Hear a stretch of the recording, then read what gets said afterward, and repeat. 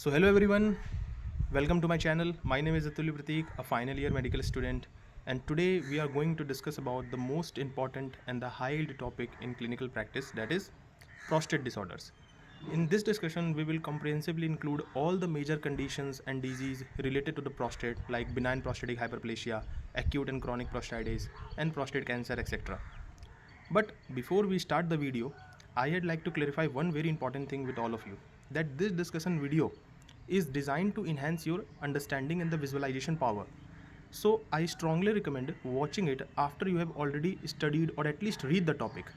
So you will get the maximum clinical insight and clarity. So by saying this, let's start the video and make sure you will watch till the very end. So now, what is prostate? First, we need to understand that what is prostate. Prostate is a retroperitoneal organ encircling the neck of the bladder and the prostate, known as encircling the neck of the bladder and the urethra, known as prostatic urethra. ठीक है, तो prostate जो है वो walnut size का होता है. Maximum weight या तो मिनिमम वेट जो होता है उसका वो 20 ग्राम तक का होता है और हार्ट शेप्ड लाइक स्ट्रक्चर होता है. ठीक है, तो प्रोस्टेट जो है उसका कितना लोब होता है और कितना जोन होता है ये सब जानना चाहिए. जैसे कि प्रोस्टेट का टोटल 5 लोब होता है, एंटीरियर, पोस्टीरियर, मिडिल और मीडियल एंड 2 लेटरल लोब्स. और कितने जोन होते हैं प्रोस्टेट के? टोटल 3 जोन होते हैं, जैसे कि central zone, transitional zone, peripheral और पेरीयूरेथ्रल जोन.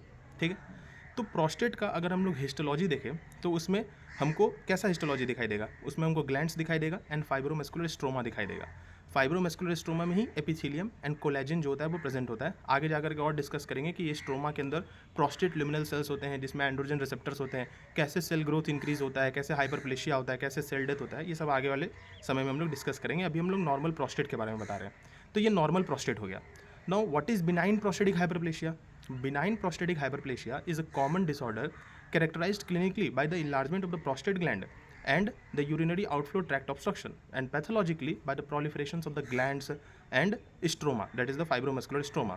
ठीक है, तो ये जो बिनाइन प्रोस्टेटिक हाइपरप्लेशिया का जो केस है ना, ये ऑलमोस्ट 80 ईयर से प्लस के मेन में 90% मेन में देखा जाता है. ठीक है, इसका बेसिक इटियोपैथोजेनेसिस क्या है? आगे जाकर के हम लोग इसका डिटेल इटियोपैथोजेनेसिस देखेंगे, लेकिन बेसिकली होता क्या है? बेसिकली होता ये है कि टेस्टोस्टेरोन जो जैसे कि हाइपोथैलेमस है, ये जीएनआरएच रिलीज़ किया. जीएनआरएच जो है गोनेडोट्रोपिक रिलीजिंग हार्मोन, ये एंटीरियर पिट्यूटरी से एलएच रिलीज़ करवाता है.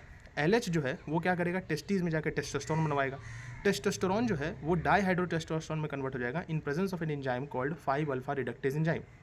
अब ये 5 अल्फा रिडक्टेज एंजाइम भी 2 टाइप का होता है, type 1 and type 2. Type 1 present होता है लिवर एंड स्किन में एंड टाइप 2 प्रेजेंट होता है स्ट्रोमल सेल्स में. ठीक है, तो होगा क्या कि जब ये प्रोस्टेट ल्यूमिनल सेल्स के अंदर टेस्टोस्टेरोन जाएगा तो प्रोस्टेट ल्यूमिनल सेल्स में ही 5 अल्फा रिडक्टेज एंजाइम होता है जो कि इस टेस्टोस्टेरोन को डाईहाइड्रोटेस्टोस्टेरोन में कन्वर्ट कर देगा. Now there is a nuclear receptors called androgen receptors. ये उसके साथ जाकर के बाइंड करेगा और एंड्रोजन रिसेप्टर कॉम्प्लेक्स बना देगा, मतलब एंड्रोजन टेस्टोस्टेरोन रिसेप्टर कॉम्प्लेक्स बना देगा. अब ये कॉम्प्लेक्स करता क्या है? This will cause the regulations of the expression of gene which will aid in the proliferations of the epithelium and stroma. मतलब क्या हुआ कि ये एक तरह का जीन को रेगुलेट कर देता है, जैसे कि fibroblast growth factor gene and the TGF beta gene, जिसके वजह से जो प्रोस्टेट ल्यूमिनल सेल्स है उसका ग्रोथ हो जाता है, उसका हाइपरप्लेशिया हो जाता है. तो उसी को हम लोग क्या बोलते हैं? सेल ग्रोथ जो है वो इंक्रीज़ हो गया, नॉर्मल से सेल ग्रोथ इंक्रीज़ हो गया. अब प्रोस्टेट ल्यूमिनल सेल्स का ग्रोथ इंक्रीज़ हो गया, उसी में एंड्रोजन रिसेप्टर्स प्रेजेंट रहता है, उसी के न्यूक्लियर मेम्ब्रेन में एंड्रोजन रिसेप्टर्स प्रेजेंट रहता है. तो ज़्यादा एंड्रोजन रिसेप्टर हो गया तो ज़्यादा बार टेस्टोस्टेरोन जो है वो डाईहाइड्रोटेस्टेरोन में कन्वर्ट होगा. डाईहाइड्रोटेस्टेरोन ज़्यादा एंड्रोजन रिसेप्टर से बाइंड करेगा तो ज़्यादा सेल ग्रोथ होगा. इसी को हम लोग क्या बोलते हैं? बिनाइन प्रोस्टेटिक हाइपरप्लेशिया का इटियोपैथोजेनेसिस हम लोग बोलते हैं. ठीक है, तो हाइपरप्लेशिया जो होता है बीपीएच में वो जनरली कौन से जोन से होता है? तो ट्रांजिशनल जोन से हो सकता है या तो पेरीयूरेथ्रल जोन से हो सकता है. तो एक बार जब तुम्हारा हाइपरप्लेशिया होगा तो उसकी वजह से क्या होगा? कंप्रेशन ऑफ यूरेथ्रा होगा, बिकॉज हम लोग पहले ही बताए थे कि प्रोस्टेट जो है वो एक रेट्रोपेरिटोनियल ऑर्गन है जो कि यूरेथ्रा को सराउंड करके रखता है, that is the prostatic urethra. अब कंप्रेशन ऑफ यूरेथ्रा होगा तो उसकी वजह से यूरिन रिटेंशन होगा. ठीक है, तो उसकी वजह से अलग अलग सिम्टम्स मिलेंगे, लेकिन पहले हम लोग बता देते हैं कि कंप्रेशन ऑफ यूरेथ्रा की वजह से यूरिन रिटेंशन होता है. ठीक है, ये सब obstructive lower urine tract symptoms हम लोग को देखने को मिलता है, ये नॉर्मल है. अब मतलब बीपीएच के केस में होता है. तो बीपीएच का अगर हम लोग हिस्टोलॉजी देखें ना तो उसका जो प्रोस्टेट ग्लैंड होता है वो सॉलिड और सिस्टिक हो सकता है. ठीक है, अब कब सॉलिड होगा, कब सिस्टिक हुआ? When stromal cells proliferate more than the gland, मतलब when hyperplasia is predominantly stromal तो वो सॉलिड होगा, but when hyperplasia is predominantly glandular तो इसका मतलब वो सिस्टिक होगा. मतलब क्या हुआ इसका कि जब स्ट्रोमा ज़्यादा प्रोलिफरेट कर रहा है, ज़्यादा मल्टीप्लाई कर रहा है as compare to the gland, तो जो प्रोस्टेट होगा वो कैसा होगा, सॉलिड होगा। लेकिन अगर स्ट्रोमा ज़्यादा ग्लैंड ज़्यादा प्रोलिफरेट कर रहा है as compare to the stroma, तो जो प्रोस्टेट होगा वो सिस्टिक होगा। तो ये बेसिक हिस्टोलॉजी है, ठीक है।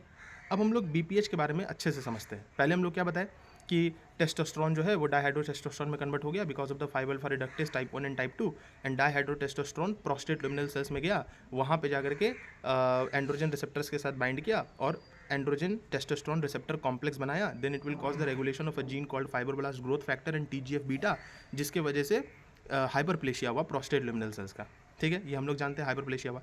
तो सिर्फ क्या जीएनआरएच जो हाइपोथैलेमस रिलीज़ किया उसी के वजह से एलएच रिलीज़ हुआ और उसी की वजह से टेस्टोस्टेरोन बना, क्या ऐसा होता है क्या? नहीं। देखो, टेस्टोस्टेरोन जो होता है वो एड्रिनल ग्लैंड भी रिलीज़ करता है। कैसे रिलीज़ करता है कि हाइपोथैलेमस जो है वो एडिनोकॉर्टिकोट्रोपिक हार्मोन रिलीज़ करता है, एसीटीएच। एडिनोकॉर्टिकोट्रोपिक हार्मोन किसको जाकर स्टिमुलेट करता है? Adrenal cortex of adrenal gland को। उसमें भी मेनली कौन सा लेयर स्टिमुलेट होता है? Zona reticularis and zona fasciculata, जिसमें मेनली जोना रेटिकुलरिस को हम लोग को ध्यान देना है इसमें। तो जोना रेटिकुलरिस से क्या निकलता है? DHEA नाम का एक टेस्टोस्टेरोन निकलता है, very weak testosterone known as dehydroepiandrosterone. ये जो DHEA टेस्टोस्टेरोन होता है ना, ये भी वीक टेस्टोस्टेरोन, एक टाइप ऑफ टेस्टोस्टेरोन है। ये भी तुम्हारा 5-अल्फा रिडक्टेज एंजाइम की मदद से कन्वर्ट हो जाता है किसमें? इसमें डाइहाइड्रोटेस्टोस्टेरोन में। और फिर यही डाइहाइड्रोटेस्टोस्टेरोन जो है वो प्रोस्टेट लुमिनल सेल्स में एंड्रोजन रिसेप्टर के साथ बाइंड करके हाइपरप्लेशिया काउज करवाता है। तो ये दोनों कारण की वजह से प्रोस्टेट का हाइपरप्लेशिया जो है वो हो सकता है। इसीलिए हम लोग फर्स्ट ईयर के फिजियोलॉजी में भी पढ़े थे कि अगर मान लो ACTH का लेवल ज़्यादा हो जाता है तो वो किस में देखने को मिलता है? Cushing syndrome, Addison disease. और जब ACTH का लेवल कम हो जाता है, जब DHEA लेवल का कम हो जाता है लेवल, तो उसमें हमको क्या देखने को मिलता है? सेकेंडरी एड्रिनल इनसफिशियंसी, ठीक है ना। तो ये हम लोग को यहाँ पे देखने को मिलता है, ठीक है। तो अब हम लोग कहाँ पे थे? बीपीएच पे। बीपीएच में क्या हुआ? प्रोस्टेट का हाइपरप्लेशिया हो गया, कंप्रेशन ऑफ यूरेथ्रा हो गया, यूरिन रिटेंशन हो गया। इसके वजह से दो चीज़ हो सकता है, पहला डेट्रूसर इरिटेबिलिटी एंड दूसरा ब्लेडर डिस्टेंशन। डेट्रूसर इरिटेबिलिटी की वजह से स्टोरेज लट्स देखने को मिलता है, storage lower urinary tract symptoms, ठीक है। जिसमें क्या क्या सिम्टम्स आ सकता है? फ्रीक्वेंसी आ सकता है, अर्जेंसी आ सकता है, ठीक है ना। मतलब पेशेंट बोलेगा क्या कि हम ज़्यादा बार अब टॉयलेट जाने लगे हैं, या तो हम कंट्रोल नहीं कर पा रहे हैं, ठीक है ना, अपने मतलब तुरंत जाना पड़ता है, अर्जेंट टॉयलेट लग जाता है, ठीक है। तो ये सब हो सकता है। दूसरा में क्या होता है? Bladder distension. अब ब्लेडर डिस्टेंशन होगा तो voiding lower urinary tract symptoms आएगा, जैसे कि हेजिटेंसी, इंटरमिटेंसी। तो हेजिटेंसी का मतलब क्या होता है? यूरिनेशन जो है ना स्टार्ट करने में दिक्कत होता है, ठीक है ना, difficulty in starting of the urination और द मिक्टरेशन, ठीक है। और इंटरमिटेंसी का मतलब क्या होता है? Interruption in the flow of urine, उसको हम लोग क्या बोलते हैं? इंटरमिटेंसी बोलते हैं।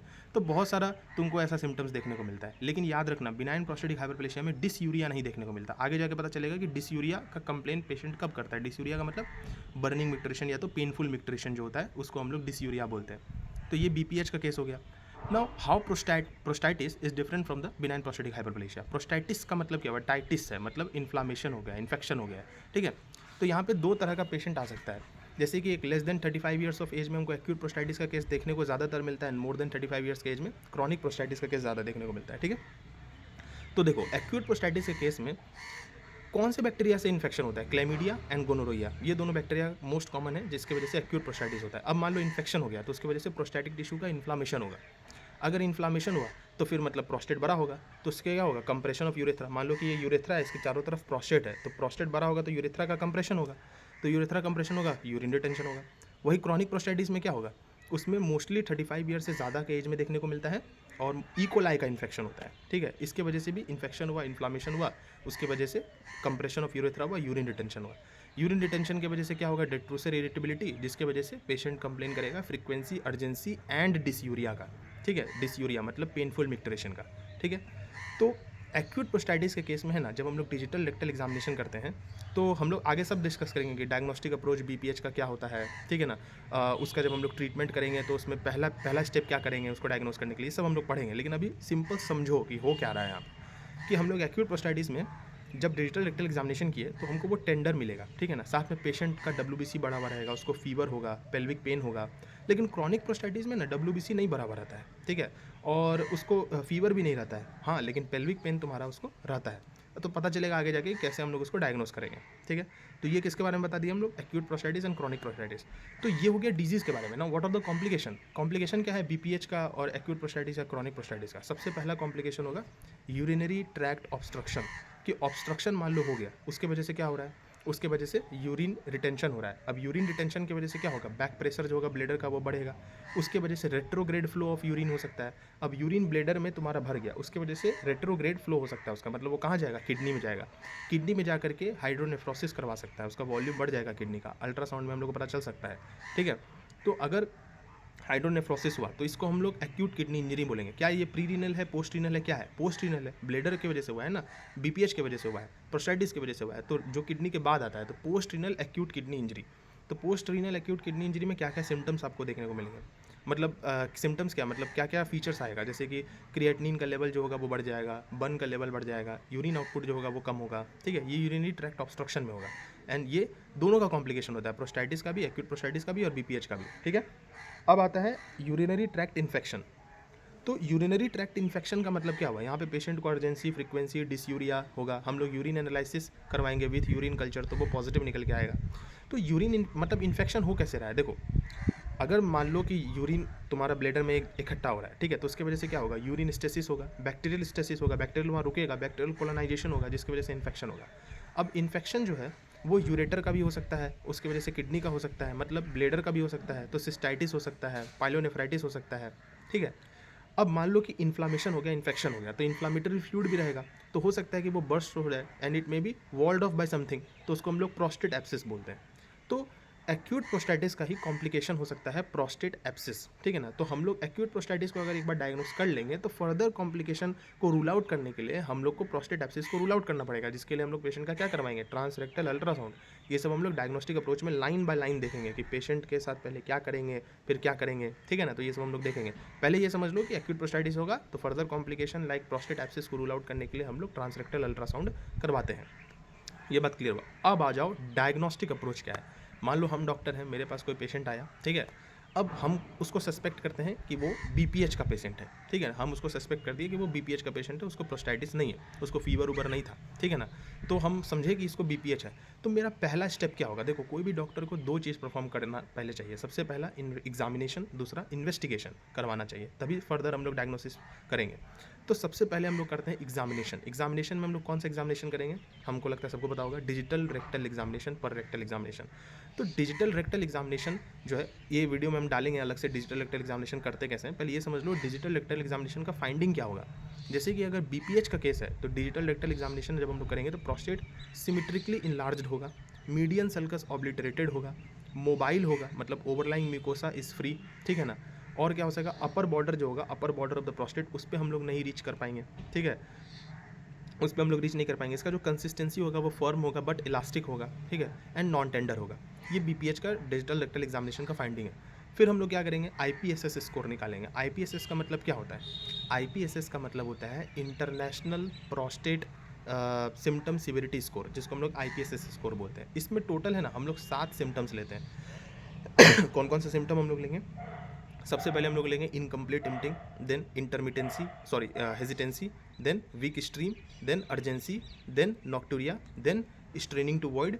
ठीक है, एंड देन उसके बाद हम लोग और क्या ले सकते हैं, ये वीक, जैसे पहले फिर से समझो, पहले क्या लिए हम लोग, पहले लिए हम लोग इनकम्प्लीट इम्टिंग। ठीक है, फिर उसके बाद हम लोग क्या लिए, फिर उसके बाद हम लोग लिए हेजिटेंसी, देन उसके बाद हम लोग क्या लिए, अर्जेंसी, देन उसके बाद वीक स्ट्रीम, देन उसके बाद नॉक्टूरिया, देन उसके बाद स्ट्रेनिंग टू वॉइड। ठीक है ना, ये हम लोग यहाँ पर के सिम्टम्स लिए। अब ये सारा जो सिम्टम है इसको हम लोग स्कोर करेंगे। ठीक है ना, तो स्कोर हम लोग कैसे करेंगे, जैसे कि पहला जो स्कोर, मान लो कि ये सब हमको कभी भी नहीं होता था तो हम लोग सब में 0 0 दे देंगे। ठीक है, मान लो कि कुछ में हमको हुआ क्या कि मतलब लेस देन 5, मतलब लेस देन 1 टाइम इन 5। इसका मतलब क्या हुआ, मान लो कि अगर हम लोग दिन में 10 बार टॉयलेट गए तो उसमें हमको 2 बार ये सिम्टम्स देखने को मिला, तो इसका मतलब हर 5 बार में 1 बार मिला। ठीक है, तो लेस देन 1 टाइम इन 5 हो गया। If less than half the time है तो इसका मतलब 2 पॉइंट उसको देंगे। अबाउट हाफ द टाइम है, मतलब 10 बार टॉयलेट करने के लिए गए, 5 बार हमको ये चीज़ हुआ, तो अबाउट हाफ द टाइम तो 3 पॉइंट देंगे। ठीक है, more than half the time तो हम लोग 4 पॉइंट देंगे, एंड ऑलवेज 10 का 10 बार हुआ तो उसको 5 पॉइंट देंगे। ठीक है, तो टोटल स्कोर लास्ट में हम लोग इसका कैलकुलेट करेंगे। ठीक है ना, ये किसके बारे में बात करें हम लोग, आईपीएसएस के बारे में, आईपीएसएस स्कोर। तो टोटल स्कोर लास्ट में देखेंगे। टोटल स्कोर अगर मान लो 1 to तुम्हारा मान लो 7 आया है तो वो माइल्ड होगा, 8 to 19 है तो वो मॉडरेट होगा, एंड 20 to 35 जो है वो सीवियर बिनाइन प्रोस्टेटिक हाइपरप्लेशिया का केस होगा।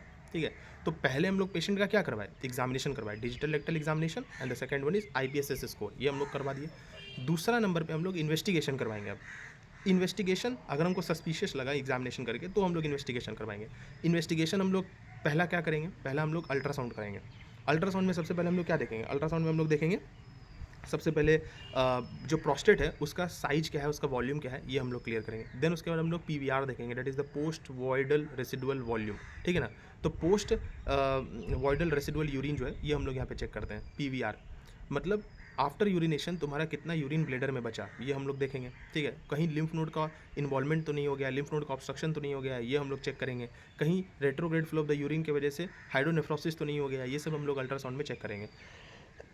फिर अल्ट्रासाउंड के बाद हम लोग आते हैं प्रोस्टेट स्पेसिफिक एंटीजन पे। देखो प्रोस्टेट स्पेसिफिक एंटीजन को हम लोग नैनोग्राम पर एमएल में लिखते हैं, लेकिन इसका कोई तो थ्रेशोल्ड वैल्यू होगा, जिस थ्रेशोल्ड वैल्यू को अगर ये क्रॉस करेगा तो हम लोग को बायोप्सी कराना पड़ेगा। वो थ्रेशोल्ड वैल्यू उसका क्या है, more than 3 nanogram per ML is the threshold value for the biopsy, ठीक है। अगर 30 नैनोग्राम पर एमएल से ज़्यादा है तो हाई चांसेस है कि इसको प्रोस्टेट कैंसर का केस है, ठीक है। अगर 4 to 10 नैनोग्राम पर एमएल है तो हो सकता है कि इसको बिनाइन प्रोस्टेटिक हाइपरप्लेशिया है या तो लोकलाइज प्रोस्टेट कैंसर है। एक टर्म आता है जिसको हम लोग बोलते हैं prostate specific antigen velocity, PSA velocity. PSA velocity का मतलब क्या होता है, rate of flow of rate of change of prostate specific antigen value over the time और ओवर द ईयर, उसको हम लोग क्या बोलते हैं, ओवर अ ईयर, तो उसको हम लोग क्या बोलेंगे, पीएसए वेलोसिटी बोलेंगे। तो PSA velocity is equal to PSA 2 minus PSA 1 divided by time interval that is of 1 year, ठीक है। तो ये मतलब क्या, अगर किसी का prostate specific antigen initially 4 to 10 nanogram per ml था और पीएसए वेलोसिटी जो है वो more than 0.75 nanogram per ml per year आ रहा है, तो इसका मतलब कि उसको कहीं ना कहीं प्रोस्टेट कैंसर का केस हो सकता है, ठीक है। तो पीएसए हम लोग वहाँ पे करवाएंगे। पीएसए सबसे दूसरा नंबर पे आ गया इन्वेस्टिगेशन में, पहला अल्ट्रासाउंड था, दूसरा पीएसए। तीसरा में क्या कराएंगे, सबको जानता है, यूरोफ्लोमेट्री। यूरोफ्लोमेट्री जो होता है इसमें rate of flow of urine जो होता है वो हम लोग चेक करते हैं। मतलब होता क्या है कि एक सेंसर रहता है, उसके ऊपर बेकर रहता है, यहाँ पे हम लोग को टॉयलेट करना होगा और ये जो सेंसर है ये तुम्हारा कंप्यूटर से कनेक्ट रहता है और वो तुम्हारे रेट ऑफ फ्लो को बताता है।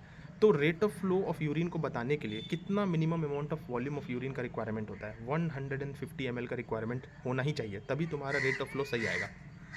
तो नॉर्मल रेट ऑफ फ्लो कब होता है, more than 15 nanogram, more than 15 ml per second, ये नॉर्मल होता है। 10 to 15 ml पर सेकेंड जो होता है वो इक्विवोकल होता है। इक्विवोकल का मतलब हम लोग कंफर्म नहीं है डायग्नोसिस पे, ठीक है ना, मतलब हम कंफर्म कुछ नहीं बोल सकते। Than less than 10 ml per second अगर है तो इसका मतलब या तो न्यूरोजेनिक ब्लेडर का केस है या तो बिनाइन प्रोस्टेटिक हाइपरप्लेशिया का केस है, मतलब ब्लेडर आउटलेट ऑब्स्ट्रक्शन का केस है, ठीक है। अब how to distinguish between the bladder outlet obstruction and the neurogenic bladder, कैसे पता चलेगा, देखो ब्लेडर आउटलेट ऑब्स्ट्रक्शन मतलब detrusor muscle is contracting, neurogenic bladder का मतलब क्या होता है, detrusor muscle is not contracting. तो इस दोनों को डिस्टिंग्विश कैसे करेंगे, तो हम लोग को यूरो डायनेमिक स्टडी जो होता है वो करना पड़ेगा। यूरो डायनेमिक स्टडी में हम लोग क्या करते हैं, देखो चाहे न्यूरोजेनिक ब्लेडर हो चाहे ब्लेडर आउटलेट ऑब्स्ट्रक्शन हो, दोनों ही केसेस में हमको rate of flow of urine जो है वो less than 10 ml per second जो है वो मिलेगा, लेकिन किसी एक के केस में ब्लेडर का प्रेशर बढ़ा हुआ रहेगा, किसी दूसरे के केस में ब्लेडर का प्रेशर जो है वो कम रहेगा। अब किसके केस में ब्लेडर प्रेशर जो है वो बढ़ा हुआ रहेगा, देखो when detrusor muscle is contracting, ठीक है, तो इसका मतलब ब्लेडर प्रेशर बढ़ा हुआ रहेगा and it is more than 80 centimetre of water, ठीक है। तो अगर तुम्हारा रेट ऑफ फ्लो जो है वो तुम्हारा 10 ml पर सेकेंड से कम आ रहा है, डेट्रूसर मतलब ब्लेडर का जो प्रेशर है वो more than 80 centimetre of water आ रहा है, तो वो जाहिर सा बात है ब्लेडर आउटलेट ऑब्स्ट्रक्शन का केस है, मतलब बीपीएच का केस है। लेकिन अगर rate of flow of urine less than 10 ml per second है और ब्लेडर के अंदर का प्रेशर जो है वो तुम्हारा less than 60 centimetre of water है, मतलब detrusor muscle is not contracting, तो it is a case of neurogenic bladder. तो वो किसका केस हो गया, न्यूरोजेनिक ब्लेडर का केस हो गया। अब ये तो सबको पता है कि भाई rate of flow of urine का जब हम लोग यूरोफ्लोमेट्री कराते हैं तो उसमें कैसा ग्राफ आता है, स्पिंडल शेप्ड ग्राफ आता है, और वो क्यू मैक्स जो होता है ना वो हम लोग को यहाँ पे कैलकुलेट करना पड़ेगा, ठीक है। तो हम लोग पहले क्या किए, एग्जामिनेशन में डीआरई किए और आईपीएसएस स्कोर निकाले। देन उसके बाद हम लोग क्या किए, इन्वेस्टिगेशन, जिसमें हम लोग 3 चीज़ किए। सबसे पहले हम लोग क्या करेंगे, अल्ट्रासाउंड, दूसरा हम लोग क्या करेंगे, प्रोस्टेट स्पेसिफिक एंटीजन, और तीसरा हम लोग यूरोफ्लोमेट्री करेंगे। इससे हम लोग को पता चल जाएगा कि पेशेंट को बिनाइन प्रोस्टेटिक हाइपरप्लेशिया है कि नहीं। अब एक बार पेशेंट का बिनाइन प्रोस्टेटिक हाइपरप्लेशिया डायग्नोज हो गया तो उसके बाद हम लोग उसका फर्दर मैनेजमेंट करते हैं। मैनेजमेंट जो होता है वो मेडिकली भी हम लोग कर सकते हैं और सर्जिकली भी हम लोग उसका मैनेजमेंट कर सकते हैं, ठीक है ना। तो मैनेजमेंट के बारे में पहले बाद में बात करेंगे। अब ये समझो कि प्रोस्टेटिस को हम लोग कैसे क्लिनिकली डायग्नोज कर सकते हैं। तो प्रोस्टेटिस जो होता है वो या तो एक्यूट प्रोस्टेटिस होगा या तो क्रॉनिक प्रोस्टेटिस होगा। हम लोग पहले ही बोले थे कि एक्यूट प्रोस्टेटिस जो है मोस्टली लेस देन 35 ईयर्स के एज में देखने को मिलता है, और उसमें जनरली पेशेंट का WBC बढ़ा हुआ रहेगा, फीवर बढ़ा हुआ रहेगा, पेल्विक पेन रहेगा। तो पेशेंट का सबसे पहले हम लोग क्या करवाएंगे, कंप्लीट ब्लड काउंट करवाएंगे, ठीक है ना। Urine analysis with urine culture हम लोग उसका करवाएंगे, with and without the prostate massage हम लोग कर भी सकते हैं, नहीं भी, ठीक है। तो ये हम लोग करवाएंगे।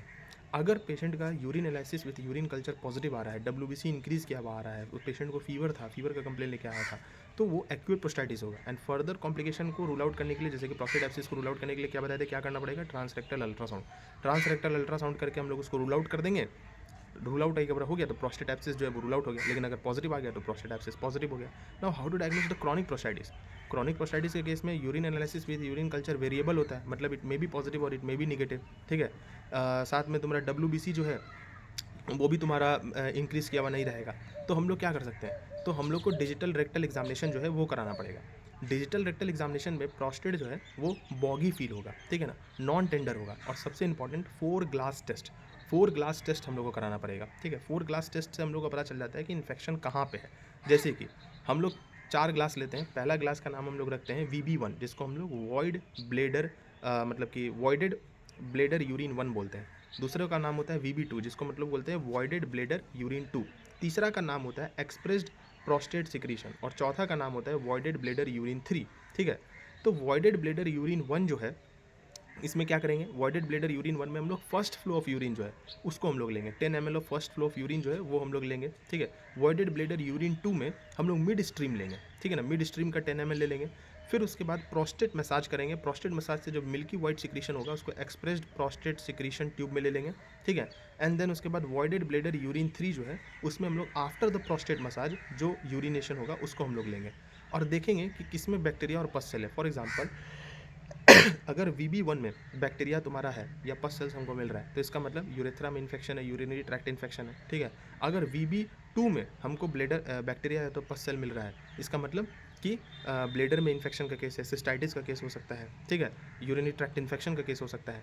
अगर एक्सप्रेस्ड प्रोस्टेट सिक्रीशन में और वॉइडेड ब्लेडर यूरिन 3 में ज़्यादा हमको बैक्टीरिया या तो पसल देखने को मिल रहा है as compared to the VB1 and VB2, तो इसका मतलब प्रोस्टाइटिस का केस है, प्रोस्टेट में इन्फेक्शन है, क्योंकि आफ्टर द प्रोस्टेट मसाज तुम्हारा बैक्टीरिया का जो अमाउंट है वो तुमको VB3 में और एक्सप्रेस प्रोस्टेट सिक्रीशन में ज़्यादा देखने को मिला, ठीक है। तो ये हम लोग 4 ग्लास टेस्ट करवाएंगे और डिजिटल रेक्टल एग्जामिनेशन हम लोग करवाएंगे, जिसमें बॉगी नॉन टेंडर होगा तो क्रॉनिक प्रोस्टाइटिस को हम लोग डायग्नोस कर देंगे। तो this is how we diagnose acute chronic prostatitis and benign prostatic hyperplasia, ठीक है। अब इसका ट्रीटमेंट क्या होता है ये समझो। जैसे कि मेडिकल मैनेजमेंट जो है वो पहले हम लोग समझते हैं कि यूरिनरी आउट मतलब ब्लेडर आउटलेट ऑब्स्ट्रक्शन हो गया है, तो उसके लिए हम लोग क्या करेंगे, तो सिम्टम्स को इम्प्रूव करने के लिए, सिम्टम्स मतलब जैसे कि मान लो अगर frequency, urgency, hesitancy, intermittency, straining to void, in sensation of incomplete emptying, prolonged voiding time, terminal dribbling, ये सब अगर सिम्टम्स है तो इसको कैसे इंप्रूव किया जाए। तो ब्लेडर आउटलेट ऑब्स्ट्रक्शन को इम्प्रूव करने के लिए हम लोग अल्फ़ा ब्लॉकर देते हैं। देखो अल्फ़ा ब्लॉकर में हम लोग जानते हैं कि अल्फ़ा 1A ब्लॉकर जो होता है सेलेक्टिव, उसमें टैमसुलोसिन दे देते हैं, और नॉन सेलेक्टिव अल्फ़ा ब्लॉकर में प्राजोसिन देते हैं। लेकिन कब कब देते हैं ये चीज़ दिमाग में याद रखना है। देखो पहले अल्फ़ा रिसेप्टर समझो। अल्फ़ा रिसेप्टर 2 तरह का होता है, alpha 1A and alpha 1B। Mainly 2 तरह का हम लोग को पढ़ना है। अल्फ़ा 1A जो है ये प्रेजेंट रहता है इंटरनल यूरेथ्रल स्फिंक्टर में, और अल्फ़ा 1B जो है ये प्रेजेंट रहता है तुम्हारा ब्लड वेसल्स में, ठीक है। तो इंटरनल यूरेथ्रल स्फिंक्टर को अगर हम लोग रिलैक्स करेंगे तो ही ब्लेडर आउटलेट ऑब्स्ट्रक्शन जो का जो सिम्टम है वो तुम्हारा ठीक होगा। तो अल्फ़ा 1A रिसेप्टर्स को ब्लॉक करना पड़ेगा, जिसके लिए हम लोग selective alpha 1A blocker tamsulosin दे सकते हैं। तो drug of choice for the benign prostatic hyperplasia is tamsulosin. लेकिन drug of choice for the benign prostatic hyperplasia with hypertension तो प्राजोसिन होगा, which is the non selective alpha blocker. मतलब वो alpha 1A को भी ब्लॉक करेगा, मतलब bladder outlet obstruction के सिम्टम्स को इंप्रूव करेगा, और साथ में तुम्हारा अल्फ़ा 1B ब्लॉकर को, अल्फ़ा 1B रिसेप्टर्स को भी ब्लॉक करेगा, मतलब कि वो हाइपोटेंशन तुम्हारा काउज करवाएगा। लेकिन देखो प्राजोसिन जब भी हम लोग देते हैं ना तो उसका बहुत सारा साइड इफेक्ट्स होता है, जैसे कि उसकी वजह से पोस्टल हाइपोटेंशन हो सकता है, सिनकपी हो सकता है, फ्लॉपी आइरिस सिंड्रोम हो सकता है, ठीक है ना। तो ये क्यों होता है, this is mainly because of the first dose effect, that is with in 30 to 90 minutes of the oral administration. इसीलिए बोला जाता है कि प्राजोसिन का इनिशियल डोज जो होता है वो बहुत ही कम देना चाहिए, that is of 1 mg, and it should be given at the bed time, ठीक है। तो ये हम लोग प्राजोसिन के बारे में बात करें, लेकिन प्राजोसिन देते नहीं है, बताएंगे क्या क्या देते हैं। जैसे कि फॉर एग्जांपल हम लोग टैमसुलोसिन जो होता है वो ड्रग ऑफ चॉइस होता है for the BPH, and drug of choice for the BPH with hypertension is the prazosin. Most common complication इन सभी का क्या होगा, डिजीनेस एंड नॉइजिया होगा, ठीक है ना, और पोस्टल हाइपोटेंशन होगा। लेकिन मोस्ट कॉमन क्या होगा, रेट्रोग्रेड इजैकुलेशन। देखो रेट्रोग्रेड इजैकुलेशन क्यों होता है समझो। जैसे कि मान लो कि ये ब्लेडर है, ठीक है ना, अब यहाँ से तुम्हारा क्या हुआ, यूरेथ्रा आया, ठीक है ना, urethra is covered by the penis, ऐसे करके समझ लो। अब ब्लेडर के नेक पे कौन सा स्पिंक्टर प्रेजेंट रहता है, इंटरनल यूरेथ्रल स्पिंक्टर, और नीचे प्रेजेंट रहता है एक्सटर्नल यूरेथ्रल स्पिंक्टर, ठीक है ना। अब सेमाइनल वेसिकल्स से इजैकुलेटरी डक्ट निकलता है और वो यूरेथ्रा में आकर के जुड़ जाता है। अब यहीं से तुम्हारा सीमेन आता है और सीमेन नीचे की तरफ जाता है, ऊपर की तरफ नहीं जाता, क्योंकि इंटरनल यूरेथ्रल स्फिंक्टर जो है वो क्लोज रहता है नॉर्मल केसेस में। नॉर्मल केसेस में ejaculation is controlled by the sympathetic stimulation and the erection is controlled by the parasympathetic stimulation, ठीक है ना। तो सिम्पैथेटिक स्टिमुलेशन में इंटरनल यूरेथ्रल स्फिंक्टर क्लोज हो जाएगा, तो सीमेन नीचे की तरफ जाएगा, ऊपर की तरफ नहीं जाएगा, रेट्रोग्रेड इजैकुलेशन नहीं होगा। लेकिन हम लोग इंटरनल यूरेथ्रल स्फिंक्टर में जो अल्फा 1 रिसेप्टर्स है उसको तो ब्लॉक कर दिए ना। ब्लॉक कर दिए तो मतलब इंटरनल यूरेथ्रल स्फिंक्टर रिलैक्स हो गया इन केस ऑफ बीपीएच, जिससे क्या होगा, ब्लेडर आउटलेट ऑब्स्ट्रक्शन का सिम्टम्स इंप्रूव होगा। तो रेट्रोग्रेड इजैकुलेशन हो सकता है, मतलब ये नीचे भी जा सकता है, ऊपर भी जा सकता है। तो chances of retrograde ejaculation is very high in case of this treatment, ठीक है ना, मतलब इन case of medical therapy. Retrograde ejaculation तुम्हारा TURP के केस में भी देखने को मिलता है, ये आगे बताएंगे। तो ये क्या हो गया, मेडिकल थेरेपी। और दूसरा हम लोग क्या दे सकते हैं, अगर ये कब दिए हम लोग अल्फा 1A ब्लॉकर जो है, या तो हम लोग अल्फा ब्लॉकर जो है ये कब दे रहे हैं, जब प्रोस्टेट का साइज़ जो है वो माइल्ड टू मॉडरेट है और PSA लेवल उतना ज़्यादा इंक्रीज़ नहीं है। लेकिन मान लो प्रोस्टेट का साइज़ बहुत बढ़ गया है, PSA लेवल बहुत बढ़ गया है, तो साइज़ को कंट्रोल करने के लिए हम लोग क्या देंगे, 5 अल्फा रिडक्टेज इनहिबिटर देंगे। 5 अल्फा रिडक्टेज इनहिबिटर में दो तरह का इनहिबिटर आता है, फिनास्टेराइड एसीटेट एंड डूटास्टेराइड। देखो डूटास्टेराइड जो होता है ना, डूटास्टेराइड जो होता है ये ज़्यादा तुम्हारा एफिकेसियस होता है as compared to the finasteride. लेकिन जो फिनास्टेराइड होता है ये ज़्यादा प्रिस्क्राइब किया जाता है, क्योंकि फिनास्टेराइड जो होता है ये ज़्यादा चीप होता है। अब बोला जाएगा कि डूटास्टेराइड जो है वो क्यों ज़्यादा एफिकेसियस होता है, कुछ तो रीज़न होगा कि वो ज़्यादा तुम्हारा सिम्टम्स को अच्छा करेगा, मतलब ज़्यादा इंप्रूव करेगा। क्यों? क्योंकि देखो डूटास्टेराइड जो है ना वो 5 alpha reductase type 1 and type 2 ये दोनों को ब्लॉक करता है। और जो फिनास्टेराइड है ये सिर्फ 5 alpha reductase type 2 that is prostate luminal cells में जो तुम्हारा 5 अल्फा रिडक्टेज टाइप 2 है उसी को जाकर के ये ब्लॉक करेगा, ठीक है। इसीलिए तुम्हारा डूटास्टेरॉइड जो है वो ज़्यादा एफिकेसियस होता है एज कम्पेयर टू फिनास्टेरॉइड, लेकिन फिनास्टेरॉइड जो है वो हम लोग ज़्यादा प्रिस्क्राइब करते हैं। डूटास्टेरॉइड का हाफ लाइफ भी तुम्हारा फिनास्टेरॉइड से ज़्यादा होता है। तो फिनास्टेरॉइड का प्रॉपर हमको अगर रिजल्ट चाहिए तो 6 महीना का इंतजार करना पड़ेगा, इसीलिए हम लोग उसको 5 mg डेली फॉर 6 मंथ जो है वो हम लोग देते हैं। कितना देते हैं, 5 mg डेली फॉर 6 मंथ। और टैमसिलोसिन हम लोग कितना देते हैं, टैमसिलोसिन जो होता है वो हम लोग 900 माइक्रोग्राम देते हैं। टैमसिलोसिन कितना देते हैं, 900 माइक्रोग्राम पर डे पर ओरली जो है वो हम लोग टैमसिलोसिन जो होता है वो देते हैं। तो ये हो गया तुम्हारा इसका मेडिकल थेरेपी। उसके बाद हम लोग सर्जिकल ट्रीटमेंट पे आते हैं, ठीक है ना। सर्जिकल ट्रीटमेंट हम लोग क्या करेंगे, तो देखो जो ट्रीटमेंट ऑफ चॉइस होता है ना सर्जरी के लिए वो तुम्हारा trans urethral resection of prostate होता है। लेकिन इससे पहले ना एक चीज़ बताते हैं कि 3 MCQ तुम लोग से पूछ सकता है। सबसे पहला कि अगर मेरे पास कोई पेशेंट आया है और वो यंग पेशेंट है, उसको बिनाइन प्रोस्टेटिक हाइपरप्लेशिया हो गया, तो हम क्या चाहेंगे कि उसको रेट्रोग्रेड इजैकुलेशन जो है वो ज़्यादा ना हो, हम चाहेंगे कि रेट्रोग्रेड इजैकुलेशन कम हो, तो कौन सा अल्फा ब्लॉकर उसको देंगे, एल्फुजॉसिन देंगे, ठीक है ना। अगर मेरे पास कोई एल्डर पेशेंट आया है तो हम क्या चाहेंगे कि इसको पोस्टल हाइपोटेंशन का केस ना हो, इसलिए हम लोग उसको क्या देंगे, उसको हम लोग सीलाडोसिन जो है वो हम लोग देंगे। मान लो कि अगर कोई मेरे पास पेशेंट आया जिसको BPH का केस है, ठीक है ना, BPH का केस है और ओवर एक्टिव ब्लेडर भी है, तो ब्लेडर पे कौन सा अल्फा रिसेप्टर प्रेजेंट रहता है, अल्फा 1D रिसेप्टर जो होता है वो प्रेजेंट रहता है। ब्लेडर पे अल्फा 1D रिसेप्टर्स जो है वो प्रेजेंट रहता है। तो हमको ओवर एक्टिव ब्लेडर को भी कंट्रोल करना है और बिनाइन प्रोस्टेटिक हाइपरप्लेशिया के सिम्टम्स को भी कंट्रोल करना है, तो हम लोग कौन सा उसको दवाई देंगे, नैफ्टोपिडिन देंगे। तो एल्फुजोसिन याद रख लेना, नैफ्टोपिडिन याद रख लेना एंड सीलाडोसिन याद रख लेना। ये बात क्लियर है, ठीक है।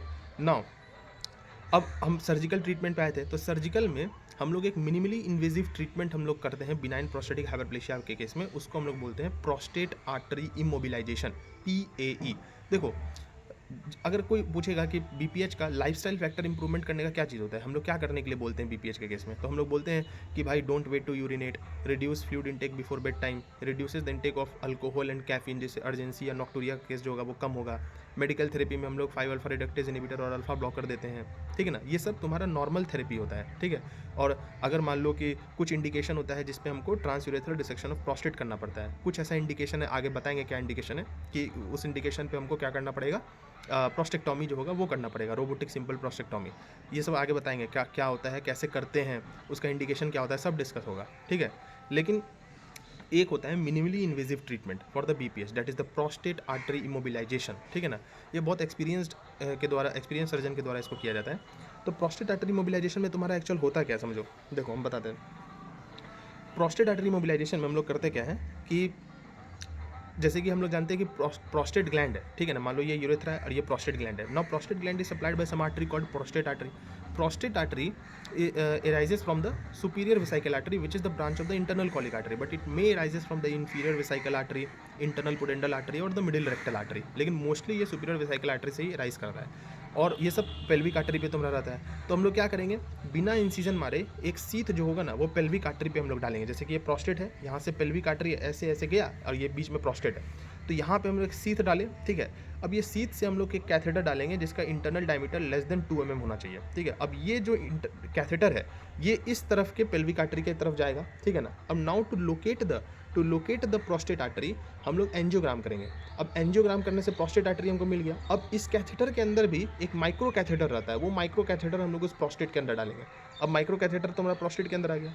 अब हमको इस प्रोस्टेट आर्टरी को ऑक्लूड करना है, तो हम लोग क्या करेंगे, इस प्रोस्टेट आर्टरी को ऑक्लूड करना है तो हम लोग यहाँ पे स्मॉल पार्टिकल्स को रिलीज करके उसको ऑक्लूड करा देंगे, ऑब्स्ट्रक्ट करा देंगे। अब मान लो ये प्रोस्टेट था, यहाँ से हम लोग पहले क्या डाले, सीथ डाले, उसके अंदर से कैथेटर बाहर निकाले, इस तरफ चले गए, कैथेटर से माइक्रो कैथेटर निकाले और प्रोस्टेट आर्टरी को हम लोग ब्लॉक कर दिए।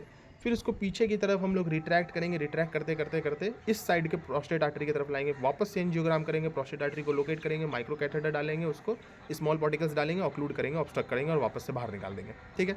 तो इससे क्या होगा कि प्रोस्टेट का ब्लड सप्लाई कट कर दिए। अगर प्रोस्टेट से ब्लीडिंग हो रहा था उसको कट कर दिए, इससे क्या होगा, प्रोस्टेट सिकुड़ जाएगा। अगर प्रोस्टेट इतना बड़ा था तो ये सिकुड़ जाएगा, श्रिंक हो जाएगा, ठीक है। तो इसीलिए हम लोग प्रोस्टेट आर्टरी मोबिलाइजेशन करवाते हैं। प्रोस्टेट आर्टरी मोबिलाइजेशन जो है इसमें मतलब कि कौन पेशेंट से किस पेशेंट का हम लोग करवा सकते हैं, इंडिकेशन क्या है। मान लो कि कोई एडवांस्ड एज का पेशेंट है, एक्सट्रीम एज का पेशेंट है, जो ब्लड थिनर पे है, ठीक है ना, जो सर्जरी को अवॉइड करना चाहता है, जिसका प्रोस्टेट बड़ा है तो प्रोस्टेट आर्टरी भी बड़ा होगा, जिसका प्रोस्टेट से ब्लीडिंग हो रहा है उस पर हम लोग करवा सकते हैं, ठीक है ना। तो ये कई मायने में तुम्हारा अच्छा होता है प्रोस्टेट आर्टरी मोबिलाइजेशन, क्योंकि इसमें होता क्या है कि 2 से 3 घंटा में ही है ना ऑपरेशन हो जाता है और पेशेंट सेम डे ही तुम्हारा डिस्चार्ज हो जाता है, ठीक ना, और उसका सिम्टम्स भी तुम्हारा इंप्रूव हो जाता है, कोई इतना हार्ड सर्जरी करना नहीं पड़ता है, ठीक है। तो ये हो गया प्रोस्टेट आर्टरी इमोबिलाइजेशन के बारे में, ठीक है। अब आते हैं हम लोग तुम्हारा ट्रीटमेंट ऑफ चॉइस जो है वो क्या है, वो है trans urethral resection of prostate, TURP। देखो इससे पहले हम तुमको एक चीज़ बताते हैं, trans urethral incision of prostate भी होता है, TUIP। ये हम लोग कब करवाते हैं, जब प्रोस्टेट जो है वो 30 ग्राम से तुम्हारा कम हो। अगर प्रोस्टेट जो है वो तुम्हारे 30 ग्राम से कम होगा तो ही हम लोग जनरली यूरेथ्रा के प्रेशर को कम करने के लिए उसमें बस एक छोटा सा इंसीजन मारते हैं, उसी को हम लोग trans urethra incision of prostate बोलते हैं। एक होता है trans urethra resection of prostate, इसमें हम लोग रिसेक्टोस्कोप का यूज़ करते हैं with contrast irrigation with glycine and water, मतलब कि हम लोग वाटर एंड ग्लाइसिन का यूज़ करके जो पाथवे है उसको क्लियर करेंगे, जिससे हम लोग क्लियरली देख सके, उसको विजन कर सके, ठीक है ना। और रिसेक्टोस्कोप डालेंगे जिसके आगे कैमरा रहता है, ठीक है। और जितना भी स्मॉल टिश्यूज ब्लड है उसको हम लोग प्रॉपरली इरिगेट करेंगे, ठीक ना, बाहर निकालते रहेंगे उसको, ठीक है ना। तो ये सब कौवा था, ठीक ना, तो ये प्रॉपरली हम लोग इसको इरिगेट करेंगे, ठीक है। अब इरिगेशन हम लोग कर दिए इरिगेशन हम लोग कर दिए और ट्रांसयूरेथ्रल रिसेक्शन ऑफ प्रोस्टेट से हम लोग जो प्रोस्टेट है उसको हम लोग स्मॉल पीसीस में बाहर निकालेंगे। किस में निकालेंगे, स्मॉल पीसीस में। And the hemostasis obtained by cauterization, मतलब इलेक्ट्रो कॉटरी मशीन का यूज़ करके ब्लड वेसल्स को बर्न करेंगे जिससे ब्लीडिंग ना हो in case of transurethral resection of prostate. अब हम लोग हॉल्मियम लेज़र का भी यूज़ कर सकते हैं, जिसको हम लोग ट्रांसयूरेथ्रल इंड्यूस्ड लेज़र प्रोस्टेक्टोमी भी बोलते हैं, ठीक है। हॉल्मियम लेज़र हम लोग कब करवाते हैं, जब प्रोस्टेट का जो साइज है वो मोर देन 100 ग्राम हो या तो इक्वल टू 100 ग्राम हो एंड प्रोस्टेट से ब्लीडिंग हो रहा हो, तो हम लोग हॉल्मियम लेज़र का यूज़ करते हैं, ठीक है। अब ये तो हो गया इसका सर्जरी के बारे में, ठीक है ना। अब समझो कि रोबोटिक सिंपल प्रोस्टेक्टोमी का क्या मतलब होता है, ये समझो। देखो रोबोटिक सिंपल प्रोस्टेक्टोमी जो है ये क्या होता है ये समझ लो। तो हम लोग बोलते हैं कि रोबोटिक सिंपल प्रोस्टेक्टोमी जो है इसका सर्जन जो है इसका इंडिकेशन क्या होता है, मतलब हम लोग कब प्रोस्टेक्टोमी जो होता है वो करवाते हैं। तो सबसे पहला इंडिकेशन क्या है कि प्रोस्टेट का साइज जो है वो more than and equal to 75 to 100 gram है, ठीक है। एक्यूट यूरिनरी रिटेंशन का केस है, bladder outlet obstruction with diverticulum है, bladder outlet obstruction unresponsive to the medical therapy है, ठीक है ना। और क्या क्या हो सकता है, और तुम्हारा जैसे कि अपर ट्रैक चेंज हो गया, या तो recurrent haematuria due to the benign prostatic hyperplasia, bladder calculi का केस है, ब्लेडर में स्टोन हो गया है, तो ये सब में हमको प्रोस्टेक्टोमी जो होगा वो करना पड़ेगा, ठीक है। तो यहाँ पे बहुत सारा अप्रोच होता है, जैसे posterior approach, extraperitoneal approach, transperitoneal anatomical approach, and 2 सबसे इंपॉर्टेंट अप्रोच होता है, that is the Millin's technique and the Freyer's technique. Millin's technique का मतलब होता है रेट्रोप्यूबिक अप्रोच। रेट्रोप्यूबिक अप्रोच का मतलब क्या आगे बताएंगे, मिलिन्स टेक्निक को ही हम लोग उसका प्रोसीजर जानेंगे क्योंकि यही मोस्ट कॉमनली परफॉर्म किया जाता है। फ्रेयर्स टेक्निक जो होता है ना, इसको हम लोग ट्रांसवेसाइकल अप्रोच बोलते हैं, ये भी परफॉर्म किया जाता है इन सम कंट्रीज, ठीक है ना। लेकिन मिलिन्स टेक्निक जो होता है वो बहुत कॉमन है, इसमें हम लोग रेट्रोप्यूबिक स्पेस का यूज़ करते हैं। तो मिलिंस टेक्निक का क्या प्रोसीजर है? सबसे पहला प्रोसीजर याद रखो, फर्स्ट हम लोग एब्डोमेन में होल करेंगे। पहला क्या करेंगे, एब्डोमेन में होल करेंगे और जो रोबोटिक आर्म्स है उसको हम लोग उसमें डॉक कर देंगे, मतलब docking of the robotic arm is the first step. उसके बाद सेकंड स्टेप जो होगा वो क्या होगा, सेकंड स्टेप पहले docking of the robotic arm कर दिया, फिर उसके बाद हम लोग क्या करेंगे, development of the space of red juice. अब स्पेस ऑफ रेड जूस क्या है, रेट्रोप्यूबिक स्पेस है, that is the extra peritoneal space. This space is present between the pubis and the bladder, उसी को स्पेस ऑफ रेड जूस बोलते हैं, जो कि हम लोग हर्निया में भी पढ़े थे। ठीक है, तो पहले हम लोग क्या किए, docking of the robotic arm, दूसरा में क्या किया, development of the space of red juice, तीसरा में हम लोग क्या करेंगे, जो प्रोस्टेट के जस्ट फ्रंट में तुम्हारा लार्ज वेन प्रेजेंट रहता है उसको सील्ड और लाइगेट करना पड़ेगा ना, उसी को डॉर्सल वेनस कॉम्प्लेक्स बोलते हैं। तो हम लोग क्या किए, control of the dorsal venous complex, सबसे पहले क्या किए, docking of the robotic arm, दूसरे नंबर पे क्या किए हम लोग ये किए, क्या बोलते हैं, development of the space of Retzius, तीसरे नंबर पे क्या किए, control of the dorsal venous complex, चौथे नंबर पे हम लोग क्या करेंगे, transverse capsulotomy at the base of the prostate. ठीक ना, अब ये transverse capsulotomy at the base of prostate हम लोग क्यों कर रहे हैं, ठीक ना, जैसे स्पेस ऑफ रेड्यूस को हम लोग क्यों खोले थे, क्योंकि हमको प्रोस्टेट और नेक ऑफ द ब्लेडर जो है वो अच्छे से दिख सके। Transverse capsulotomy at the base of the prostate हम लोग क्यों कर रहे हैं, क्योंकि प्रोस्टेट को खोल रहे हैं, क्योंकि एक्चुअल में जो प्रोस्टेट का लार्ज पार्ट है वो एडिनोमा है। ठीक है, अब उस एडिनोमा को हम लोग को बाहर निकालना है, इसलिए हम लोग transverse capsulotomy at the base of the prostate करेंगे। Then modified neck incision of the modified bladder neck incision हम लोग करेंगे। अब ये क्यों कर रहे हैं, टू प्रिजर्व द एनाटॉमी, कुछ इधर उधर ना हम लोग काट फूट दे, इसलिए हम लोग क्या कर रहे हैं, मॉडिफाइड ब्लेडर नेक इंसिजन मार रहे हैं। देन उसके बाद हम लोग क्या करेंगे, enucleations of the adenoma which is the most important step of this procedure. ठीक है ना, देन उसके बाद हम लोग उसका सूचरिंग करेंगे।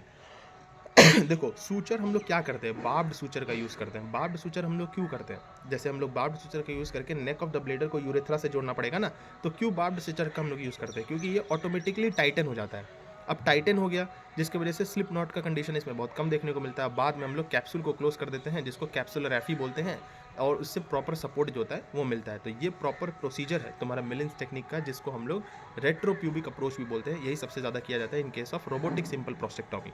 एक अपडेटेड और न्यू टेक्निक तुम्हारा आया है, उसको हम लोग वाटर वेपर थर्मल थेरेपी बोलते हैं, या तो radio frequency based thermal therapy भी हम लोग उसको बोलते हैं, जिसमें तुम्हारा 9 सेकंड्स का ट्रीटमेंट होता है। 0.45 ml ऑफ वाटर जो है इसका हम लोग यहाँ पे यूज़ करते हैं।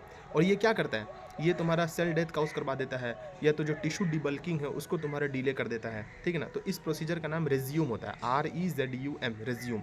ये प्रोसीजर अभी नया नया आया है, जो कि हम लोग प्रोस्टेट के केस में परफॉर्म कर सकते हैं, या तो BPH के केस में हम लोग यहाँ पे परफॉर्म करते हैं। ठीक है, तो ये क्या हो गया, तुम्हारा सर्जिकल ट्रीटमेंट के बारे में हो गया। तो अभी हम लोग क्या क्या पढ़ लिए, हम लोग बिनाइन प्रोस्टेटिक हाइपरप्लेशिया के बारे में पूरा पढ़े, उसका इटियोपैथोजेनेसिस, उसका हिस्टोलॉजी, सब कुछ हम लोग पढ़े।